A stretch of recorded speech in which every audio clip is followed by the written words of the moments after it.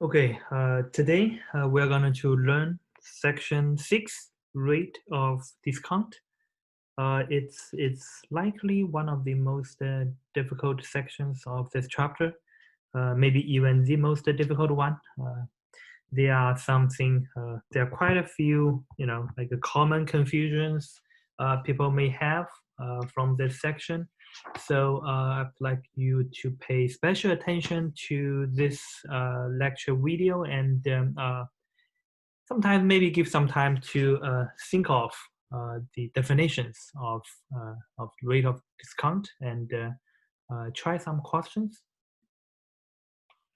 So to begin with, I would like to use an example to motivate the definition.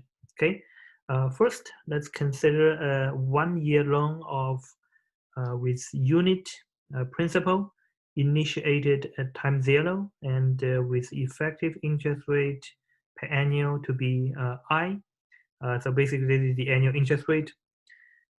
This is only 1-year loan, so if I draw the timeline, this is 0, this is 1, right?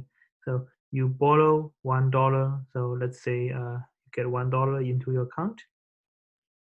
At time 1, you are supposed to pay back 1 plus I, right? That's because we have I to be the effective interest rate. Here we really don't need to like distinguish between simple interest rate or compound interest rate, because here we only work with 1 year, and we know for 1 year both are the same. That is because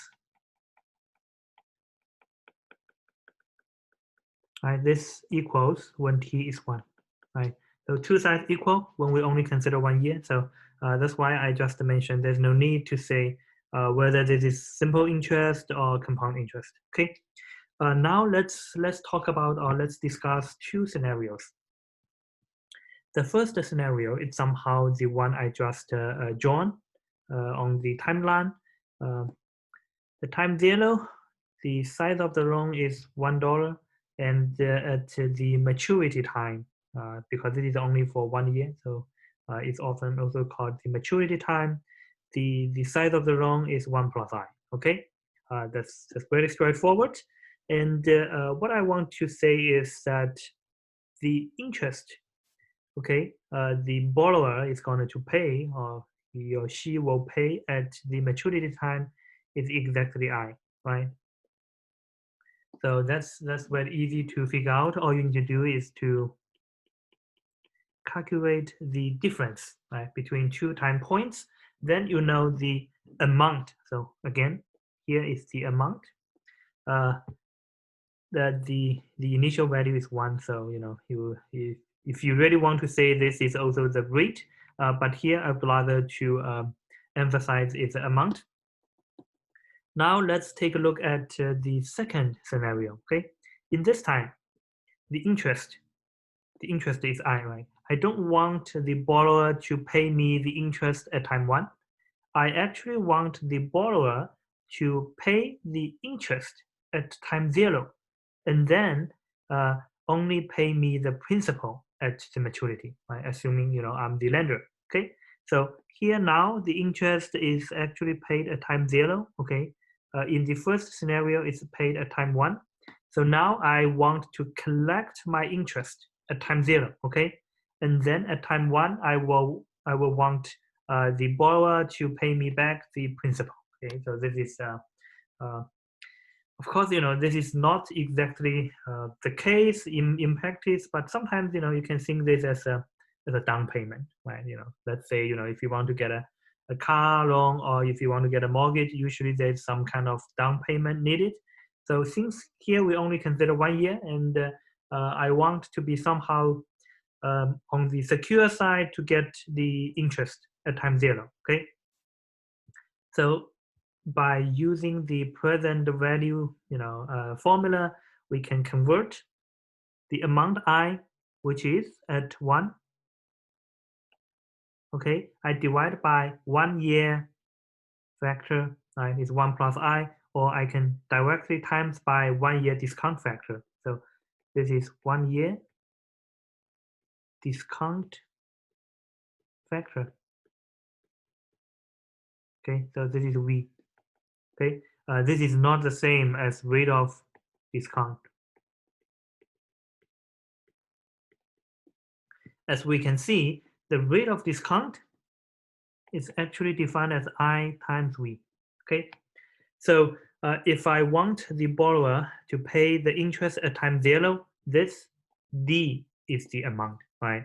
So here, we can quickly somehow do another timeline. So now I only focus on interest.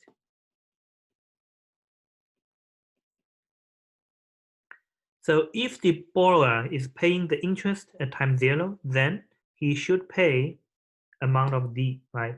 If the borrower is paying the interest at time 1, he will need to pay I. So this is the connection. So amount D will grow to I over 1 year. And if I discount if I discount I back from year 1 to year 0, I will get D. So that's the connection.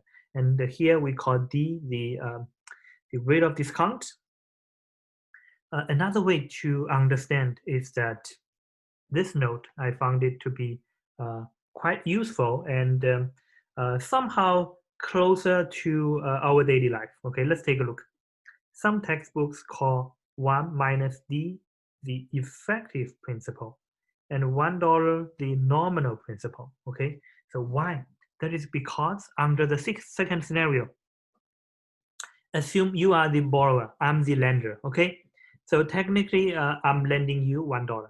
So let's say I lend $1 to you. Okay, so this is the initial business, right? But because I'm a little concerned about whether you will be able to pay me the interest, I insist the interest to be paid at time 0. Okay, so at time 0, you actually need to pay D dollars to receive this loan, right? And the loan is worth of $1. So actually, what you receive is 1 minus D, right? Because we can do a little subtraction so that you don't exactly or you don't transfer this interest to me. Instead, I just need to give you 1 minus D, right? Because otherwise, it's like there are two transactions, right? I give you $1 and you immediately return me D dollars, or you pay me upfront D dollars, and then I give you $1 loan. So at time 1, all you need to do is to pay back the principal, because when we get this loan, when we finish this loan business, you actually only receive 1 minus D, right? So that is why some people prefer to call 1 minus D the effective principal of the loan, okay? And at time 0, as the borrower, you are going to receive 1 minus D. At time 1, you simply pay back the lender $1, okay? And that's the new business line, right? Remember, in the first scenario, the business is you get $1 at time 0, but you need to pay back 1 minus I, 1 plus I, excuse me. Now there's an alternative. So let me erase this first. There's an alternative choice, that is you receive 1 minus D, and at time 1 you pay back $1. Okay, obviously those two are equivalent, right? Depending only on the setup of the question. So if the business or if the contract allows you to pay back everything at time 1, then then what you have is the first scenario, right? So if the business requires you upfront payment of interest, then what you have is scenario 2, right? But keep in mind that we are talking about the same business, right? 1 year, except how interest is paid, right? So it can be paid at time 1, it can be paid at time 0. Okay, so that's the difference between those two scenarios. Okay, now I'm going to give you a somehow more formal definition. We already know this is how it is defined. We know we know V is nothing but this, right? So the next equality is obvious. And then from the next, I can simply do a little bit reorganization, then I get the next result. And because this is still v, I can write it as 1 minus v, right? By the way, in this note, I mentioned it's closer to our daily life. That's because this is how we set up the discount, right? So if you now it's the Labor Day time, you will see a lot of sales, right? 20% off. What is 20% off? 20% off is D, right? So let's say something is 20% off. That means if the original price is $100, say it's a nice pair of shoes. So the original price is $100. Now it's 20% off. What do you pay? $80, right? So that's exactly the concept, somehow embedded in the definition of rate of discount, right? So what do you pay, or effectively, what do you pay? 1 minus 20%, so it's 80% times the original price. That's why you pay $80, not $20, okay? Here's the definition. From this definition, we can easily solve so that we can use D, the rate of discount, to express I. I is the effective interest rate, right? So this there are a lot of connections in definition 8. That's why sometimes people get confused, but it really boils down to draw a timeline to figure that out, right? Because that is the original definition, right? Not I. Here is 1. So I know if I consider a unit loan, a loan of $1, the amount of interest accumulated at time 1 is I, and I want to discount back, right? So if I discount back, that amount I call D. Okay, how do I get the present value? The present value is nothing but the amount times the discount factor, V, right? And discount factor is nothing but 1 over 1 plus I, right? And then once I do a little mathematical reorganization, I can write it in this way, right? This is very easy to see. And then this is 1 minus I, 1 minus V, excuse me. In order to go backwards, well, there are so many ways you can do. Let's consider this, the last one. So from the last one, I know V is 1 minus D, right? And what is V? V is 1 plus I, then this will be 1 divided by 1 minus D, right? And then I will be 1 minus 1. So it's D over 1 minus D, right? So it's just the different ways to express the same idea. And we even know how this works, right? This is why I put it down here. Ask you to draw a timeline to help you understand the relation, between I and D, or even with V. So a key result is here, right? So in the original definition, it's discount I dollars back from year 1 to year 0. And that present value is defined as D, the rate of discount, right? We can go backwards. Equivalently, I can say the amount of money at time 0 will accumulate to I at time 1, right? So that's straightforward. According to this new definition, D times the accumulation factor, AVF, will be equal to I, right? So according to this, okay, we can also work out everything from definition 8, okay? Equivalently, how do you calculate the interest rate? Interest rate is going to be the difference between the end value and the initial value, right? So remember, in this note, we have 1 minus D goes up to 1. So effectively, the borrower receives 1 minus D at time 0. At time 1, the borrower needs to pay $1. Okay, so what is the difference? The difference is D, right? 1 minus 1 minus D. So you get D, and in order to discount, you can do this as well. Okay, so that's why, you know, it's if you, what I mean is, so this is AV1 in this particular case, right? AV1 minus AV0 divided by AV0. That is exactly the definition of interest rate, right?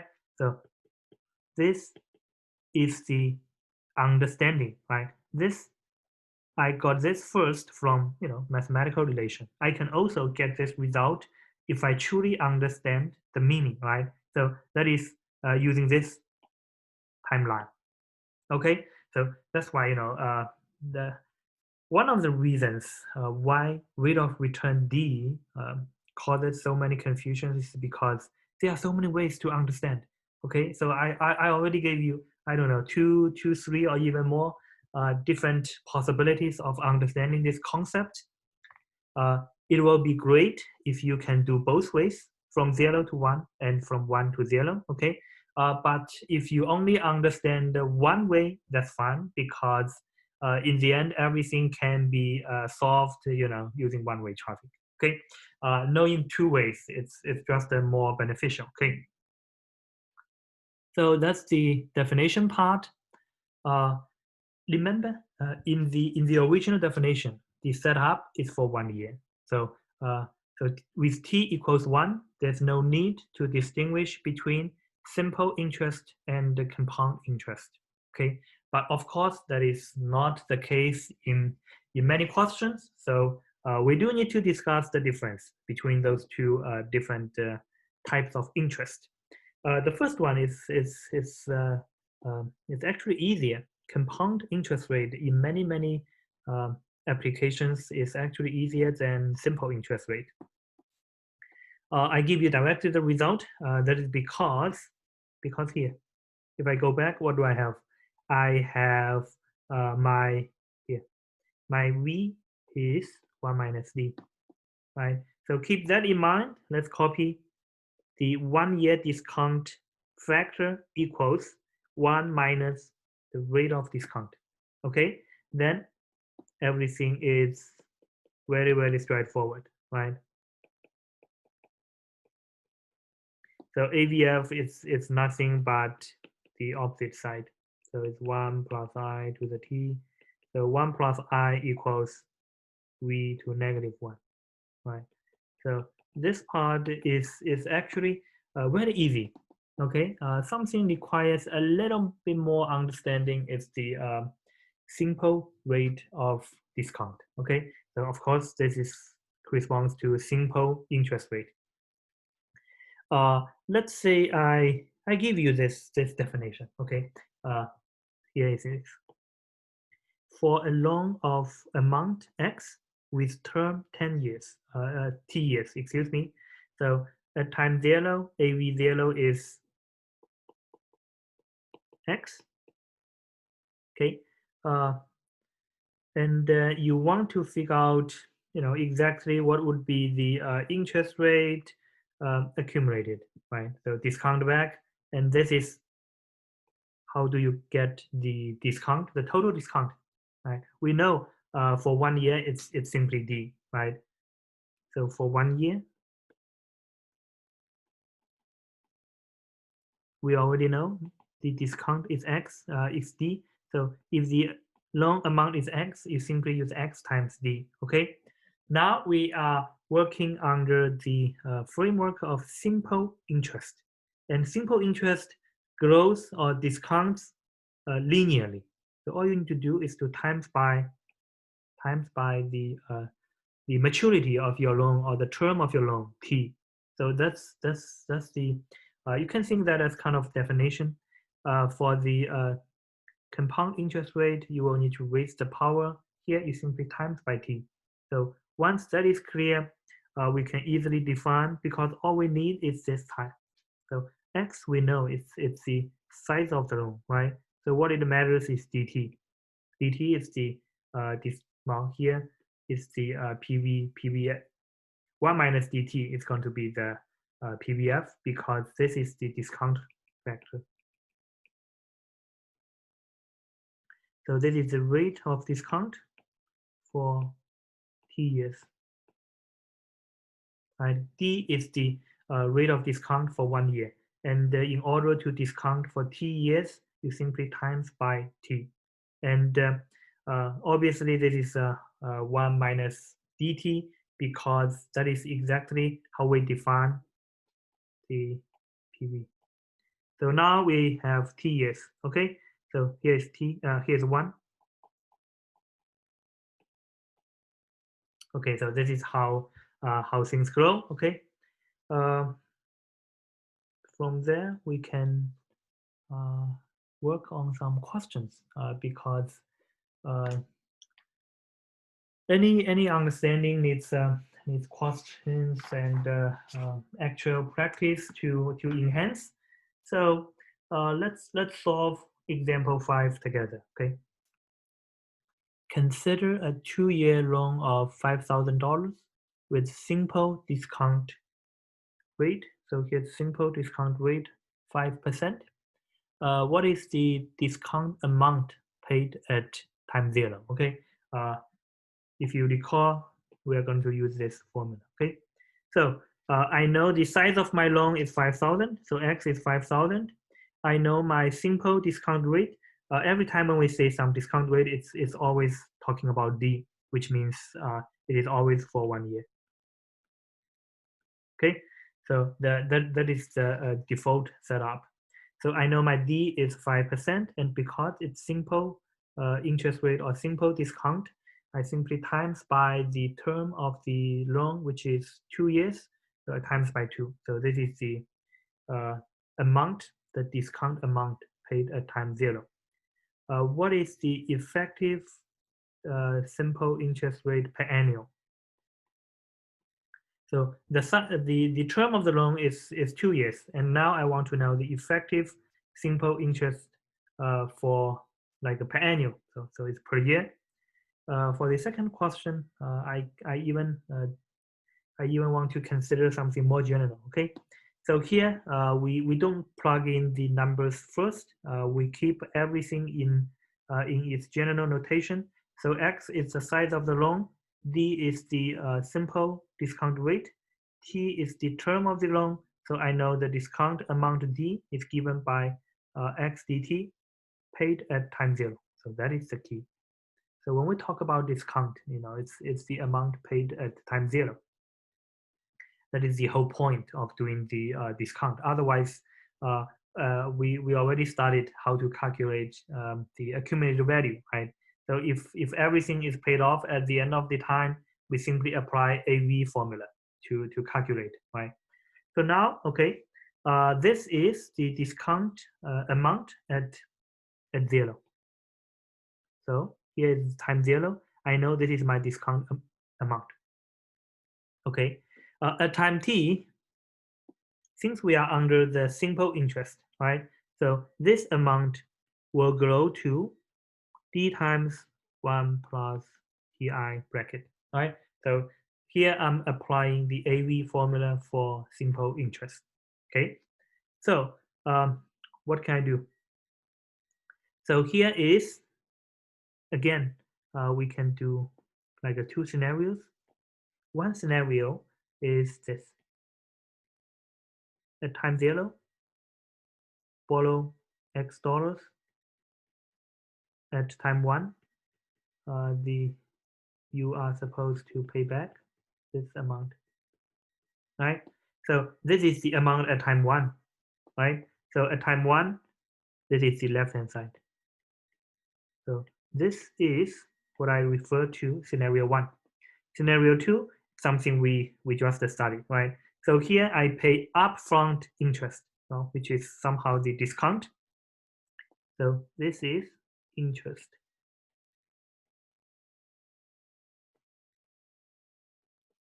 So interest at time 0, I just figured out that is D, right? And at time 1, it will become D times 1 plus DI. Okay, so that is only the timeline for interest. That is not everything. And also, I know at the terminal time, I will also need to pay $1. This is principal. Principal So again, this example is, if I go back, it's very just similar to example 4, right? So in one scenario, I get exactly the loan at time 0, and I pay everything back at time t. In the second scenario, I need to pay the interest upfront, okay, at time 0. And at the maturity time of the loan, I pay off the principal. I'll pay, here's X dollar, whatever. Okay, so here's X dollar, not 1.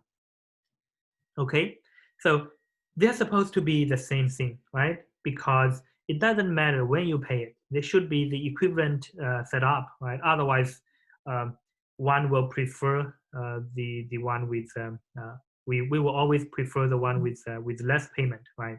So those two at time 1 should be equal. So on the right hand side, what I'm doing is, this is the principal, right?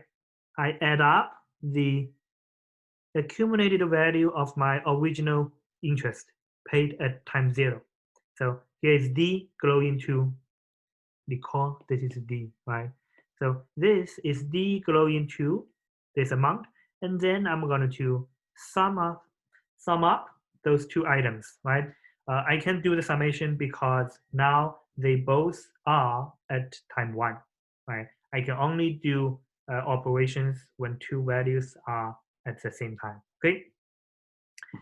From there, we can get this nice result, right? So that is the effective interest rate for the simple rate of simple discount rate, right? So here this is the simple discount rate, and here is the term of the loan. Those two are the only parameters we need to calculate the effective simple interest rate. So this is a rather general result.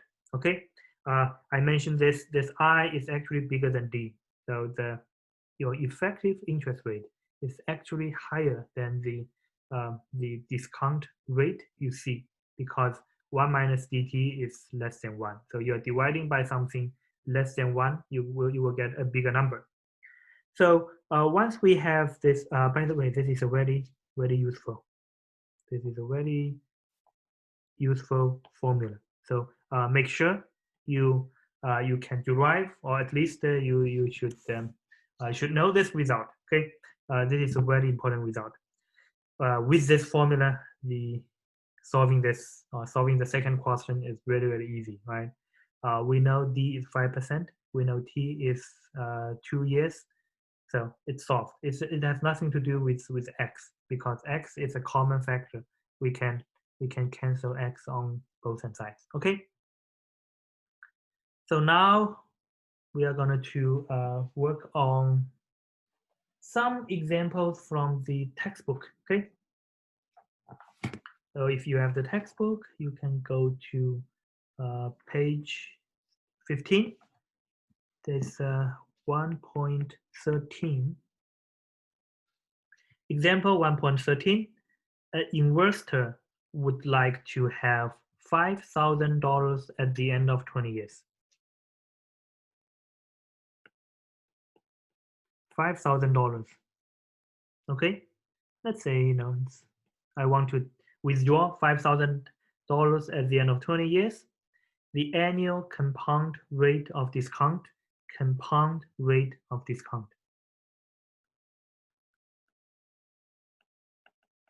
is 5%.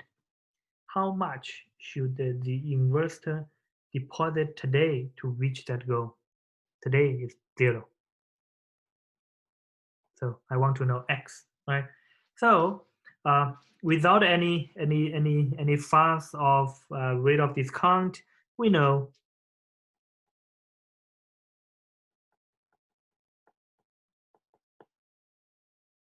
5,000, right?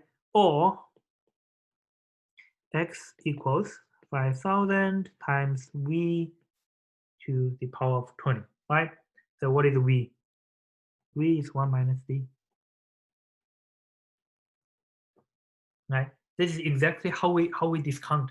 So that's why if you really understand the this what I put here, the note, it's very, very easy to figure out what the meaning of discount, right? So here in this note, let me mention again.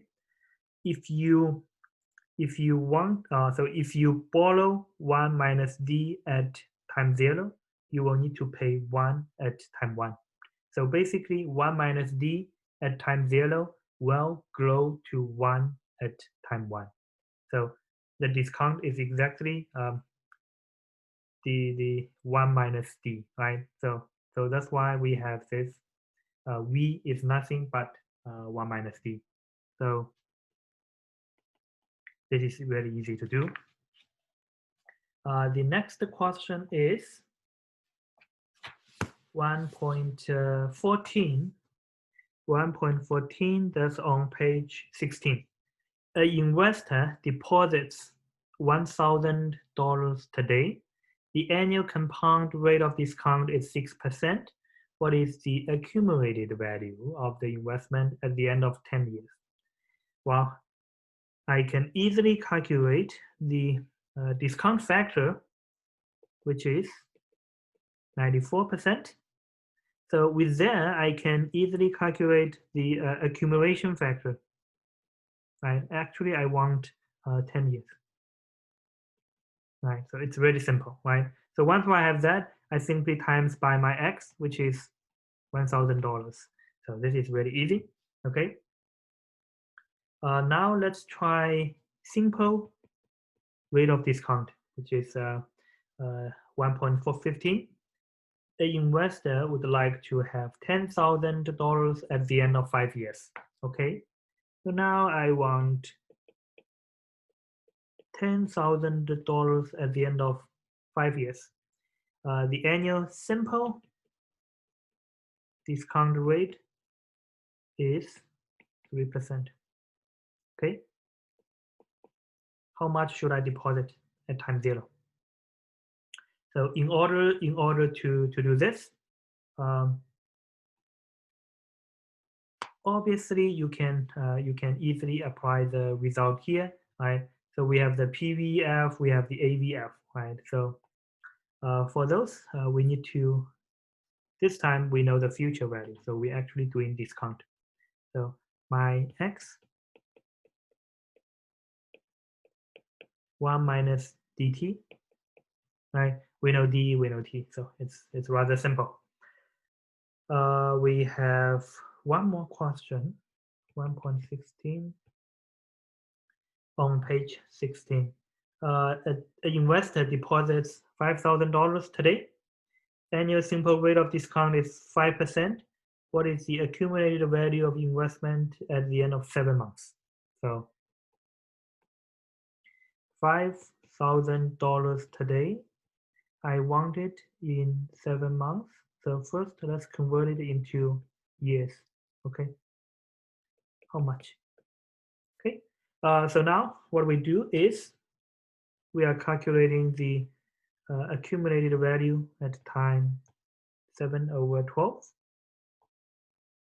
So I'm going to use this, the initial value.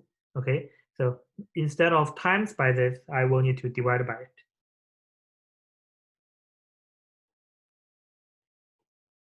dt to -1. Okay, so it's basically I'm doing dividing. So now I know my rate of discount is 5%. I know I have 7 months, that is 7/12 divided by this. Okay, so you will get something slightly bigger than 5,000. There is one more question. Let's try. Okay. The investor would like to have $5,000 at the end of 20 years. So T is 20. The AV at 20 is 5,000. Simple rate of discount is 5%. How much should the investor deposit today to reach that goal? So it's repeating the same, and all you need to do is to change this T to 20 from here, right? So everything else it's rather the same. However, if you do this, what you will be getting? Okay, So D is 5%. Okay.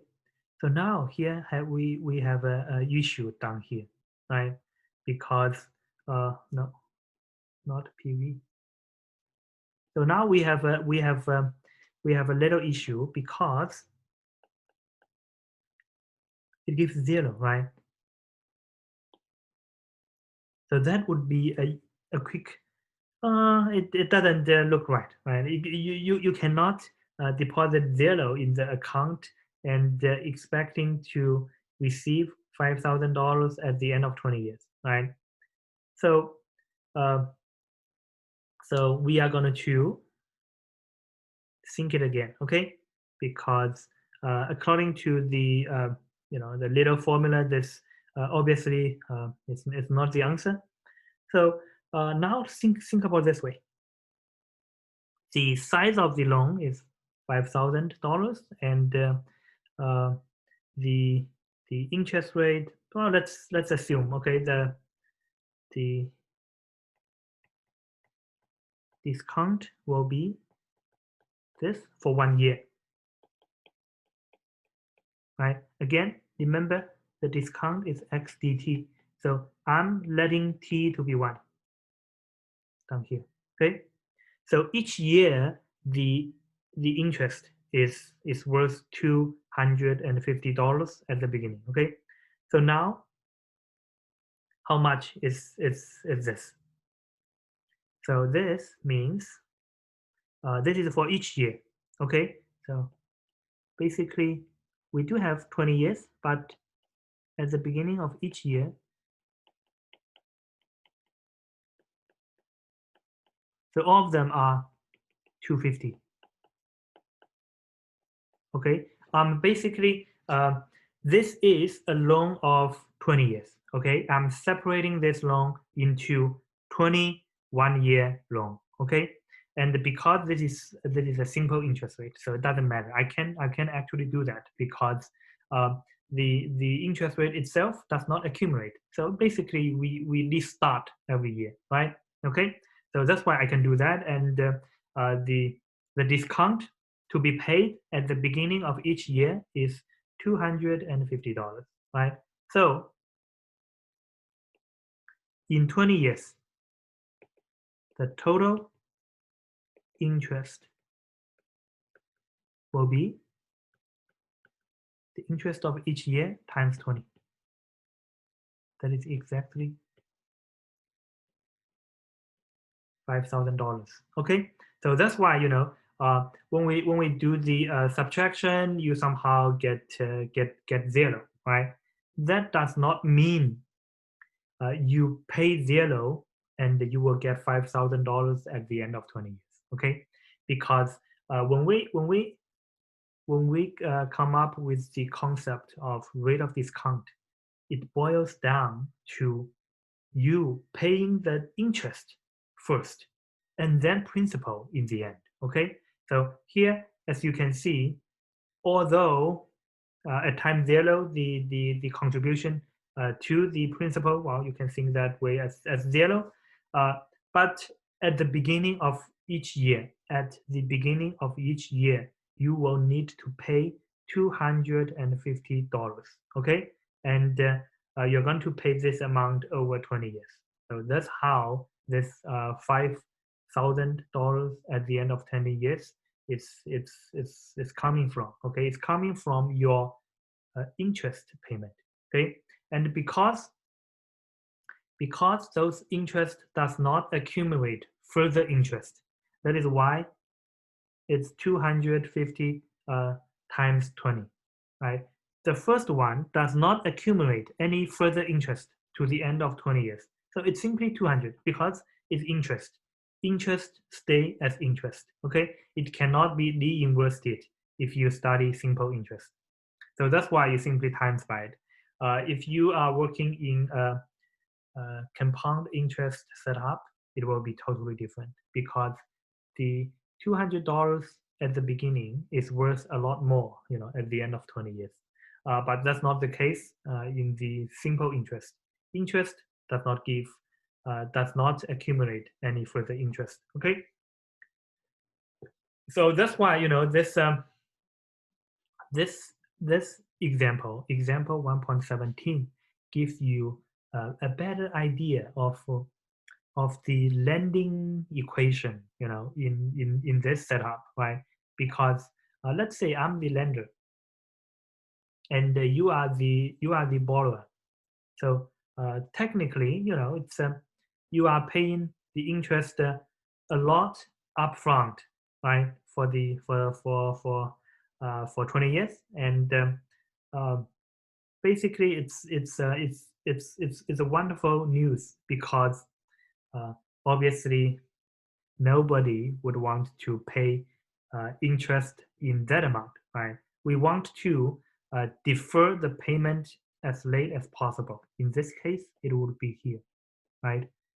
So if you are a borrower, you would like to defer the payment, okay? Of course, given that the interest is the same, you would like to defer it because it's fixed, right? Uh, and now what you see from example 1.17 is at the end in the end there is actually no payment, so you have paid off everything so much earlier that in the end there's even no principal, right? You already paid off everything. So that's something. This is a naive example or extreme example, which you don't see in practice, but it gives you a basic idea of how discounting works in the simple interest. Okay. Finally, I would like to mention a few things with the this. Okay. The reason is simple. The textbook doesn't discuss, and but we know it's very common that compound interest rate is paid more than once a year, right? So that's I refer to M's compounding interest. So correspondingly, we have M's rate of discount.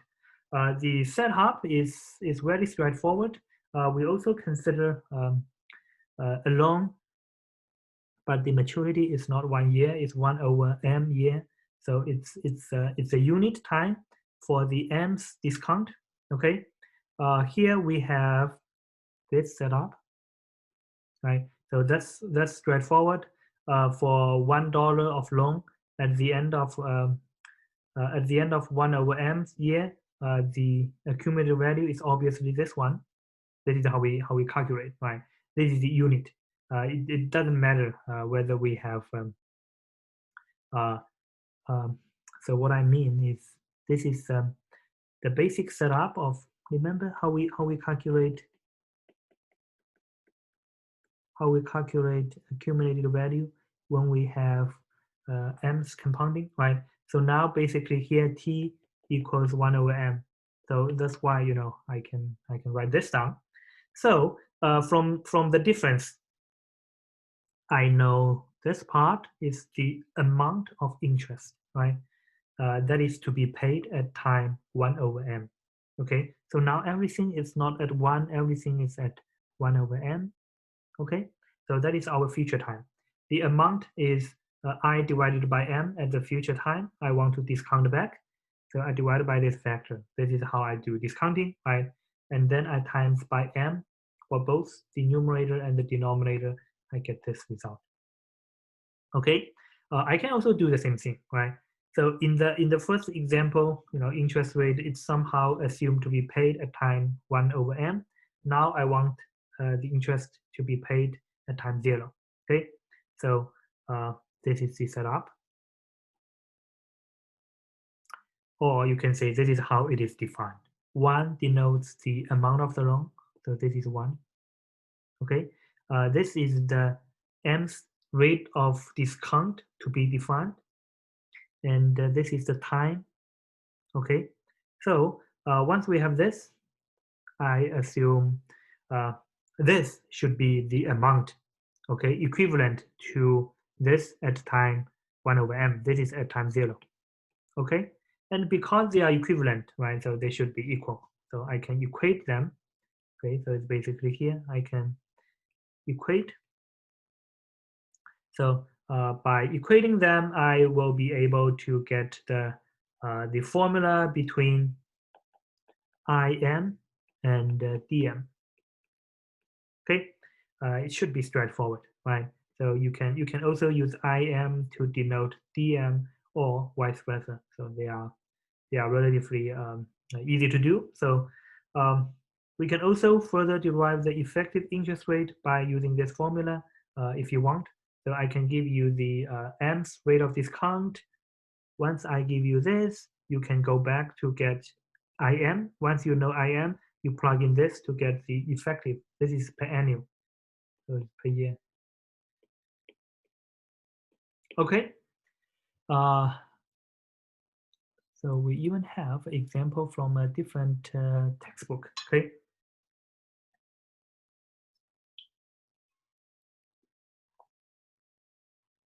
So here we have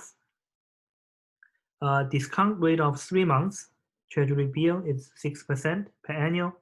What is the annual effective rate of interest? Okay. So first of all, here is for 3 months. So that is equivalent to M equals 4. So it's like a quarterly, right? Okay. What we are trying to work out is the discount rate is 6%. Okay, and discount, so it's D 6%. Okay, I'm trying to get the nominal rate discounted 4 times a year, which is I4. Okay, so discounted every quarter. Okay, we do have the formula. So here, so I can easily calculate this result. Another way to understand this is,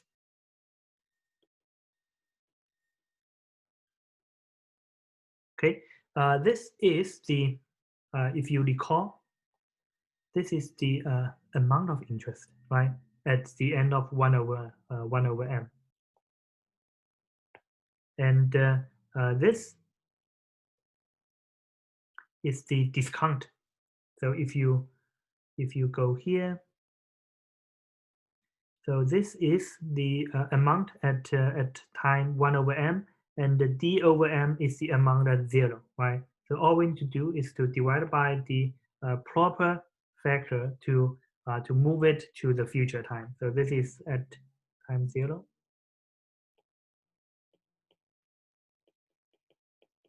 So that is in 3 months. So you divide by that, you can easily do the transfer. And from the nominal interest rate to effective, we have this, right? So this is for 1 year. So I apply this, I can easily get the result. So see here, I didn't calculate I4 because that's not exactly what I want, right? So all I want is the effective, and keeping I4 over 4 is actually more convenient for me to do the calculation. Okay. Finally, I want to know the AV in 2 years. So I apply the effective rate, raise the power to the second.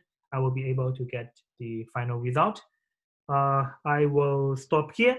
By the way, the last example is a little bit extra I found from a different textbook. So I think, at least for now, if you don't understand the last part of M's discount, that's okay. Okay. I will stop here and see you in the next video.